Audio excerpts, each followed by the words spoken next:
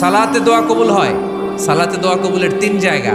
একটা হচ্ছে তাকবীরে তাহরিমার পরে আমরা সানা পড়ি না, আমরা তো একটা পড়ি। আল্লাহর হাবিব সুন্নাহ এবং নফল নামাজে আরো পড়তেন সানা, ওই দোয়া কবুল হয়। 2 নম্বর জায়গা সালাতে সেজদায় পড়ে দোয়া করলে কবুল হয়। আকরাবু মা ইয়াকুনুল আবদু মির রাব্বিহি ওয়া হুয়া সাজিদ ফাকসিরু ফিহি দুআ।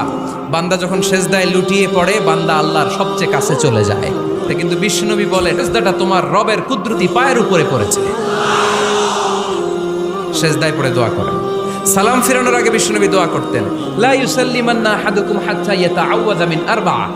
আল্লাহর হাবিব বললেন 4 জিনিস থেকে পানাহ না আছে আমার কোন উম্মত যেন সালাম না ফিরায়। তারা যেন পড়ে আল্লাহুম্মা ইন্নী আউযু বিকা মিন আযাবিল কবর, আউযু বিকা মিন আযাবি জাহান্নাম, আউযু বিকা মিন ফিতনাতিল মাহইয়া ওয়াল মামাত, আউযু বিকা মিন ফিতনাতিল মাসিহিদ দাজ্জাল।